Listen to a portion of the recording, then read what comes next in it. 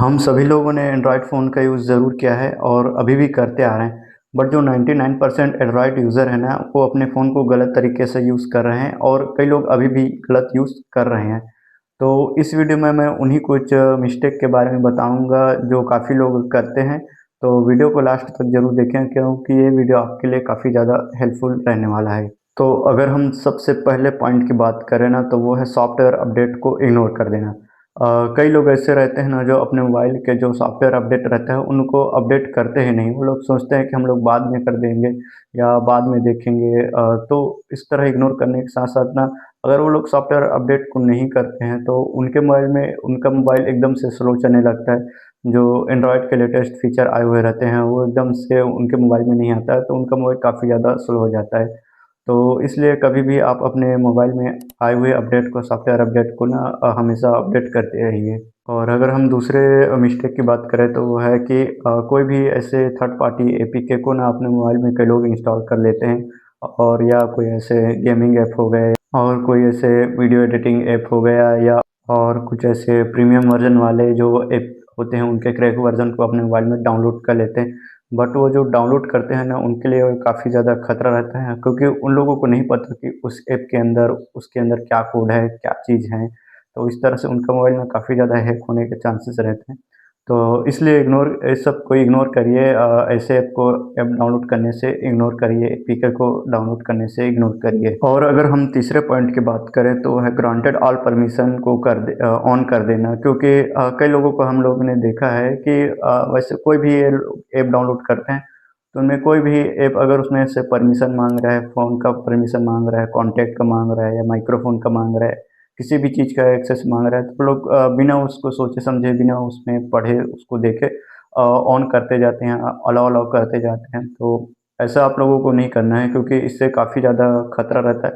क्योंकि आप लोगों को नहीं पता ना कि कौन सा ऐप, कौन सा परमिशन, उन ऐप को कौन सा परमिशन चाहिए। तो इसलिए आप इस चीज़ का ज़रूर ध्यान रखिए।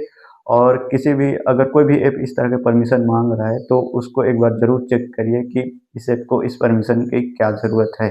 और अगर हम चौथे पॉइंट की बात करें तो वो है कि एंटीवायरस वाले ऐप को अभी भी डाउनलोड कर देना। ये 2026 चल रहा है और 2026 में एंटीवायरस ऐप का भी कोई काम नहीं। ये लगभग 2018, 19, 20 उस समय सब चलता रहता था एंटीवायरस वाला। बट अभी 2026 चल रहा है और अभी का टाइम जो स्मार्टफ़ोन है वो काफ़ी ज़्यादा, मतलब स्मार्ट हो गए हैं, काफ़ी ज़्यादा अच्छे हो गए हैं। इनके अंदर काफ़ी ज़्यादा सिक्योरिटी वगैरह आता है। अपडेट भी रेगुलरली आता रहता है, 2 साल का, 3 साल का, या किसी-किसी में 1 साल का। तो आप लोगों को ऐसे एंटीवायरस ऐप वगैरह में इनके झांसे में नहीं पड़ना है, क्योंकि ये एंटीवायरस ऐप उल्टा आपके फ़ोन का एक्सेस ले लेंगे, आपके माइक्रोफ़ोन का, कॉन्टैक्ट का, और इस तरह आपके जो भी पर्सनल डाटा है उन सब का लीक होने का काफ़ी ज़्यादा चांसेस रहते हैं। तो इस तरह के ऐप में आपको इंस्टॉल नहीं करना है।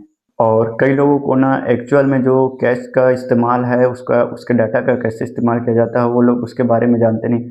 जो कैश डाटा आता है ना, वो लोग उसको क्लियर करके उसको अपने स्टोरेज को फ्री कर देते हैं। वो लोग सोचते हैं कि इससे हमारा स्टोरेज खाली होता है। बट वो अगर कोई भी ऐसे ऐप ओपन करेंगे उस कैश डाटा को क्लियर करके, तो उस डाटा को उस ऐप में उसको लोड होने में फिर से बहुत ज़्यादा टाइम लगता है। तो इसलिए कभी भी अपने जो कैश डाटा है उसको क्लियर मत करिए, क्योंकि इससे फिर से आप कोई भी ऐप ओपन करेंगे तो उसमें का जो भी डाटा है उसको लोड होने में फिर से ज़्यादा टाइम लगेगा, और इससे ज़्यादा फ़ोन का बैटरी भी यूज़ होगा। तो आप कैश डाटा को क्लियर कभी भी मत करिए। और हम लोगों ने कई लोगों को ऐसे देखा है ना, जो हमेशा अपने फ़ोन की बैटरी को 90% अगर चार्ज भी कर रहे हैं तो उसमें भी वो लोग उसमें पावर सेविंग मोड को ऑन कर देते हैं।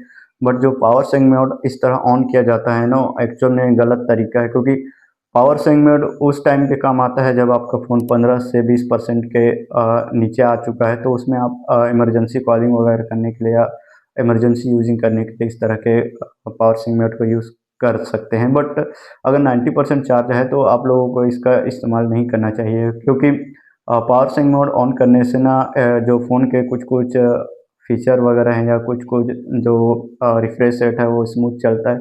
तो कहने का मतलब है कि जो फ़ोन का एक्चुअल में यूज़ेज़ है या एक्चुअल में जो पावर है वो पावर सेविंग मोड करने से कम हो जाता है। तो इसका आप लोग कम इस्तेमाल करिए। एक और मिस्टेक बहुत सारे लोग करते हैं वो है कि अपने जो भी बैकग्राउंड में उनके ऐप्स चल रहे होते हैं ना, उन लोग उसको क्लियर हमेशा क्लियर कर देते हैं। बैकग्राउंड में जो भी ऐप है उनको बैकग्राउंड में रहने नहीं देते। इस चीज़ से ये नुकसान होता है कि अगर कोई फिर से उस ऐप को ओपन करेगा तो उसको फिर से लोडिंग लेना पड़ेगा, तो लोडिंग लेगा तो फिर आपका टाइम भी वेस्ट होगा।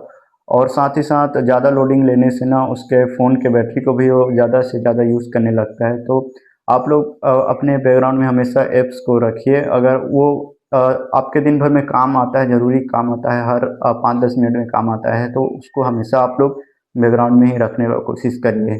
जो अगला पॉइंट है वो है कि अपने डेटा का बैकअप नहीं रखना, क्योंकि अपने डेटा का बैकअप रखना काफ़ी ज़्यादा ज़रूरी है, क्योंकि आपका फ़ोन कहीं भी गिर सकता है, टूट सकता है या चोरी हो सकता है। तो इसलिए आप जितना चाहे अपने जो भी अपने इम्पोर्टेंट कॉन्टैक्ट हो गया, फ़ोटोज़ हो गया, वीडियोज़ हो गया, उनको ना आप कहीं न कहीं स्टोर करके रखिए। चाहे पेन ड्राइव में हो, चाहे क्लाउड स्टोरेज में या गूगल ड्राइव में, कहीं न कहीं स्टोर करके ज़रूर रखिए। और हम लोगों ने कई लोगों को ऐसे देखा है जो ये सेंसर बेस्ड वाले ऐप को इंस्टॉल करके रखते हैं। जैसे कैमरे पे टच कर दिया तो स्क्रीनशॉट हो जाएगा, कैमरा ओपन हो जाएगा या और बहुत कुछ। बट जो ऐसे ऐप होते हैं ना वो काफ़ी ज़्यादा मतलब ख़तरनाक होते हैं, क्योंकि ये हमेशा आपके फ़ोन का ना एक्सेस लिए रहते हैं, आपके फ़ोन का, आपके कैमरे का। तो ऐसे ऐप को इस्तेमाल ना करिए, क्योंकि ये कहीं न कहीं बैकअप में आपको नहीं पता कि कौन से डेटा को आपका स्टोर कर रहे हैं, तो इसलिए आप ऐसे ऐप को इंस्टॉल मत करिए। और साथ ही कई लोग ना स्पीड बूस्टर वाले ऐप को भी मतलब डाउनलोड करके रखते हैं कि इससे हमारा फ़ोन काफ़ी ज़्यादा फ़ास्ट चलने लगेगा, काफ़ी ज़्यादा स्मूथ चलने लगेगा। बट आप लोग इस चीज़ का ध्यान रखिए कि आपका फ़ोन सिर्फ़ इस एक चीज़ से फ़ास्ट चल सकता है, वो है आपके प्रोसेसर का। आपका प्रोसेसर पे ही डिपेंड करता है कि आपका फ़ोन कितना फ़ास्ट चलेगा, कितना स्मूथ चलेगा। तो ऐसे स्पीड बूस्टर ऐप या और ऐसे जो ऐप आते हैं, सबसे दूर रहिए, इन सबको इंस्टॉल मत करिए। तो ये एंड्रॉयड फ़ोन के कुछ मतलब गलतियाँ हैं जो इनको लोग अक्सर करते रहते हैं। तो आप कमेंट करके बताइए कि इनमें से आपने कौन-सा मिस्टेक किया है। और अगर आपको वीडियो पसंद आए हो तो लाइक करें, शेयर करें और चैनल पर नए हैं तो ज़रूर सब्सक्राइब करें। तब तक के लिए जय हिंद, जय भारत, जय छत्तीसगढ़।